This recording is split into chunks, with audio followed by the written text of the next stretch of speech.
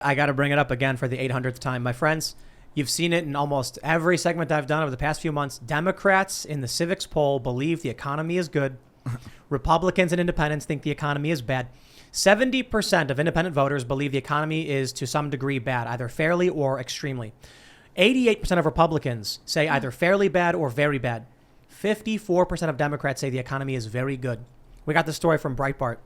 Consumer sentiment crashes as confidence in Biden economic policy collapses. Breitbart says the University of Michigan's preliminary October read of consumer sentiment fell to 71.4 from 72.8 in September. Richard Curtin, the survey's chief economist, explained the downturn. Consumer sentiment has remained for the past 3 months at the lows first recorded in response to the shutdown of the economy. The Delta variant, supply shortages, reduced labor force participation rates will continue to dim the pace of consumer spending into 2022. There's another less tangible factor that has contributed to the slump in optimism. Confidence in government economic policies has significantly declined during the past 6 months. So there you go, my friends. There are people who are living in a cult. They believe for some reason, I literally don't understand how they think that things are going well. We are being told by Jen Psaki that it's good that prices are going up because it means that things are being sold. We saw that article that was like, inflation's actually a good thing. It means you'll make more money. No. It means you can't buy stuff. It means your savings are being gutted. This reminds me of Bernie saying that bread lines are a good thing. That means there's a bunch of bread. Like, no, you're wrong. You're wrong about this. People are waiting in line to eat. It's a good thing. Yeah. We're in this weird limbo right now where we're still getting out of, the COVID economy. I'm selling a house right now and the market is still good, but you can see. Can I buy it? Yeah, sure. It's in California. Yeah, it's in California. California. No, you can keep that. Sorry. Well, so here's a question though: so right now in rural areas, rural property is absolutely bonkers. Yeah. Like property that used to be a couple $100,000 is now going for like triple. But what about in San Francisco? Is it going down? It hasn't going down yet. It hasn't skyrocketed up. San Francisco it's not the best test because they don't have a lot of inventory. So when a house goes on, it's usually gone and it's bought up by a company usually. Who in their right mind would move to San Francisco right now? Don't know. BlackRock. I don't know. We just had a poll come out recently saying half of the residents want to leave. You guys have poop all over your streets. What's the deal? That's not even an over-exaggeration. It started drifting out into the outer streets. It used to be just in the Tenderloin or on 6th. It's like rolling down the street in the wind. It's rolling down California Street, going down 101, which they just blocked off because you can't drive on 101 anymore. You can just ride a bike on it or poop. You can poop on it too if you like. Nice. It's terrible. It's terrible. I've seen things in California I never thought I'd see. Yeah. I was in L.A., and I was going to a shopping center, and then right in the middle of the street, this large homeless woman just walked right in, spread her legs, and squatted, and just went to town. Oh. And I was like, what is happening right now? This is crazy. Welcome to the city. I remember doing a walk and talk that was unedited, and I was just walking down San Francisco, down where I think City Hall, is that it? Or the state capitol? City Hall. Where City Hall is. It looks like a state capitol. And I saw a lot of people taking the vaccine on the streets. Self-administered. Self-administered. And I saw a lot of different stuff. But as I was filming, as I was walking, there was a lady screaming on the top of her lungs. And I see police officers hear that and literally run the other way. And I'm like, this is what's happening in one of America's biggest city with some of the highest rents. How in the world do you live there?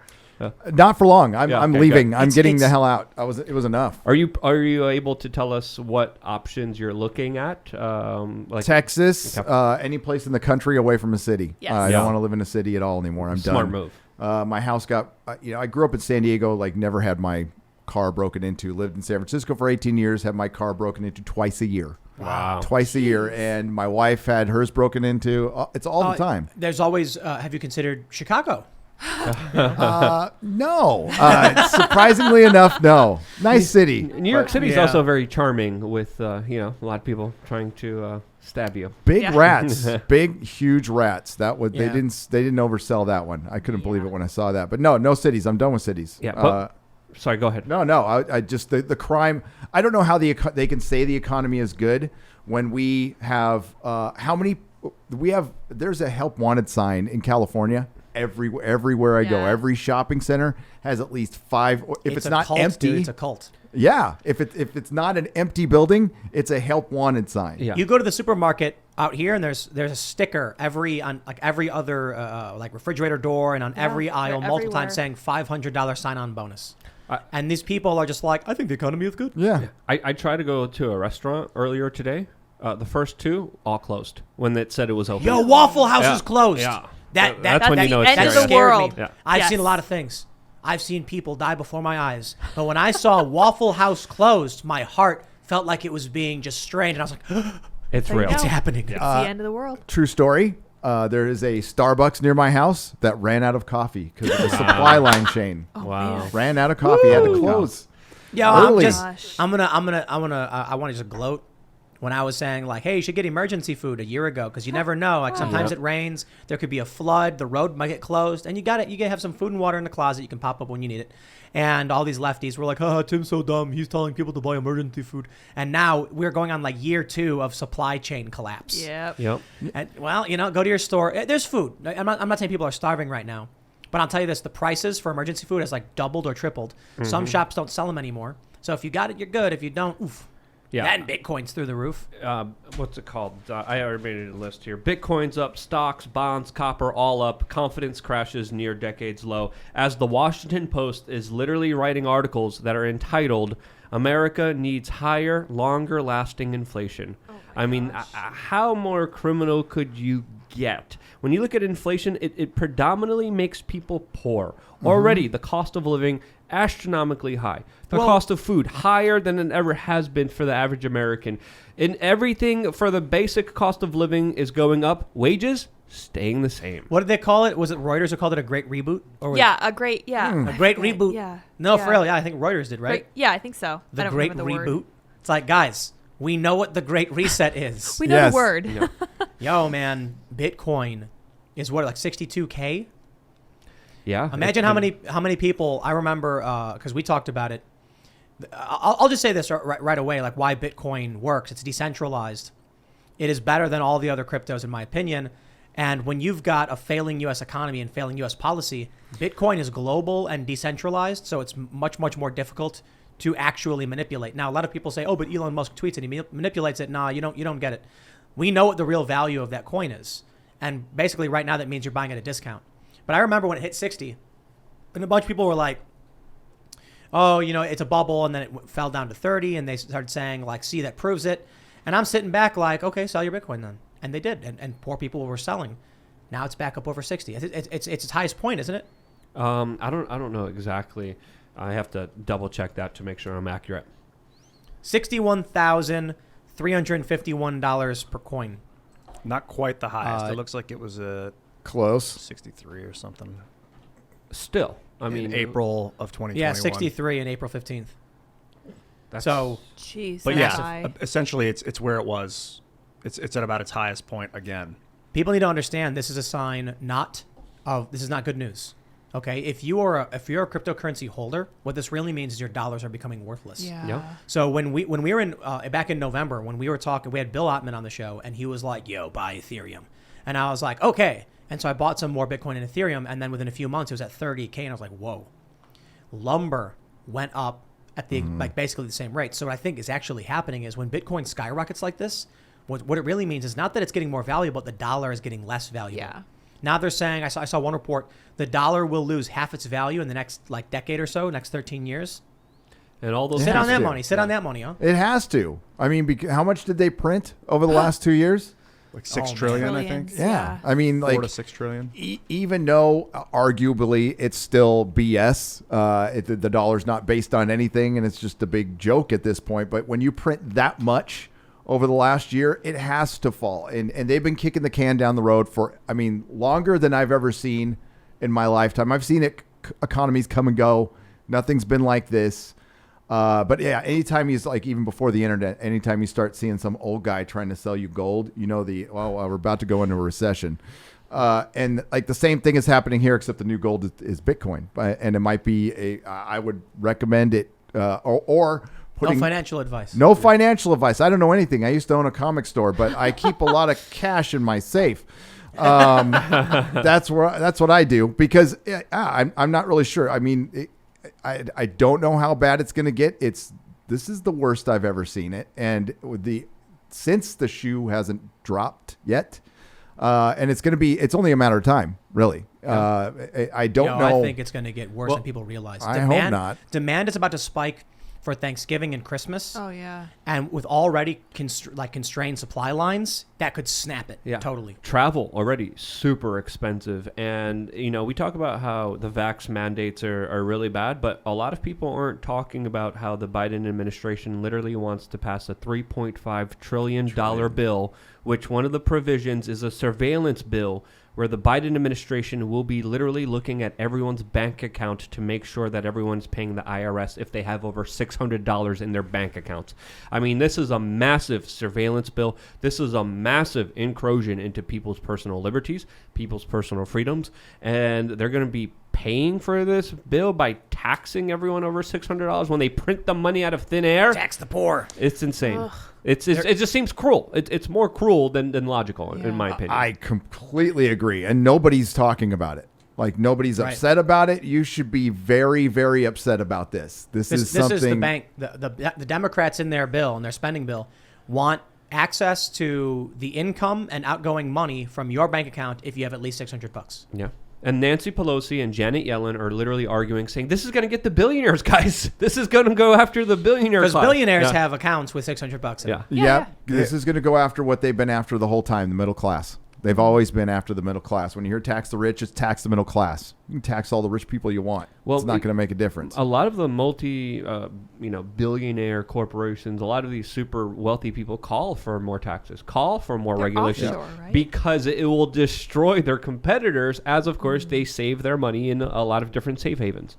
So Like Panama. They're fine. as What are the you are Pandora- literally paying every single dime, every single penny, which the IRS knows exactly how much you owe. You make a mistake, they'll send you a bill right away saying, no. We know exactly how much you owe. You understated your taxes. Why not just tell people if you're going to be doing that anyway? But you're going to have to pay every little last cent of this to go into a hole that literally is going into nowhere. Mm-hmm. Meanwhile, the multinational corporations get to do whatever they want. Play by a different set of rules as you're getting screwed every single day, and your dollar that you worked hard for is being devalued right in front of your eyes. Yep. Inflation is a tax on your savings, and holy cow, are they taxing the crap out of you. But Bitcoin is a hedge against that. I'm not giving anybody advice, but I'll tell you this. I'm particularly happy with my purchase of Bitcoin over the past several years. I remember when it was at like 1,300 or whatever. This is several years ago. And I was thinking to myself, like, dude, I just wish I would have bought when it was a couple $100. And then I was like, I'll just buy some now. I'll just put some of my savings into it. And boy, was that a good idea. And Luke and I were talking about this the other day when, I was like, Bitcoin's going to hit $1 million. And then Luke was like, and then we're going to be thinking back to when it was at 60 and being like, why didn't we buy when it was at 60? And that was a joke I made. Like if you look at the trends, some people are projecting 200K in the next month or two. Yep. I think so. I do. I don't know. But if you look at the trends, similar trends happening, it should spike. And Max Kaiser also called it. And he's been within margin of like his predictions quite a bit. I'll just put it this way, man. I don't got advice to anybody other than the U.S. dollar is becoming worthless. Your $20, if they raise the minimum wage to like $20 an hour, it'll be worth 10. Exactly. So that's just what you said. The dollar is worthless right now. It's the Big Mac index, I think they call it. You ever hear that? Yes. They gauge the strength of economy by a working class person's ability to buy a Big Mac, something like that. And so it's like, how many hours do you have to work to purchase a Big Mac? And so they'll look at a bunch of countries, and for a lot of countries, it's like you got to work 4 or 5 hours to get one Big Mac. That's a bad economy. In the United States, it's like you can work for 1 hour and actually get 2 Big Mac. Yeah. So it's a good economy. Right now, if a Big Mac costs $5 and you're getting $10 an hour, you're getting 2 Big Macs an hour. But if they increase the minimum wage, what's really going to happen is that Big Mac's going to go up in cost, and you're still going to be getting 2 Big Macs per hour. The amount of money you make is not relevant to the cost of the materials and the labor to produce the product. The left doesn't get it. There is one benefit, though, when it comes to imports, because raising the wages in the United States won't change imported goods from other countries, which maybe they're trying to do, hoping that, okay, the economy's collapsing, but what if, like, your computer was cheaper because everyone, or not cheaper, but you're making more money. Now you can afford to get it. The computers are still going to get expensive, but they're hoping they can like outpace the imported goods as they outsource more and more of our manufacturing and products overseas. So this just sounds to me like we're giving more of our power to countries overseas. So that's not good, first of all. Second of all, I'm very glad that you guys' Bitcoin investment are going up. But at the same time, that terrifies me because it lets me know that everything that I'm earning and everything I'm doing, trying to pay off my own debts, it's for nothing. The value of my dollar is falling. No, that's good. Your debt's becoming worthless too. Oh, that's great. So it's like I was saying. Encouraging. So this is what the U.S. does, though. The U.S. purposefully inflates so that the debt they owe is worth less. So if $20 can buy you 2 cheeseburgers, and you let's say this, let's say I borrow $20 from you to buy 2 cheeseburgers. I owe you the equivalent of 2 meals. I wait until inflation hits, and the $20 can only buy 1 cheeseburger, and then I only got to pay you back 1 when you gave me 2. You see how that works? Yeah. That's the trick. China is also implementing a very similar policy. They've been acting like they have blank checkbooks, and they've been writing checks all over Africa, all over Latin America, and buying a lot of influence, buying a lot of resources, buying a lot of manufacturing, buying a lot of relationships that slowly and surely are overtaking the United States in their sphere of influence in those particular regions. So it's very interesting to see China implement the same role, but instead of just giving it to multinational corporations, they're using it to build their country to make sure that they have enough natural resources for their people, as they're, of course, more of a nationalistic government. Meanwhile, our government keeps selling us out every single day. Yep. And it gets rooted on by more than half the country every day. And that's the thing we have to fight, is that influence and that apathy, or either rooting for one team or that apathy. And we see it's all throughout our culture. And yeah, I worry about the future. I've got kids. I'm going to buying a house soon. I have no idea what we're getting into. That's why I think it's a good time to not give up, but fortify your future.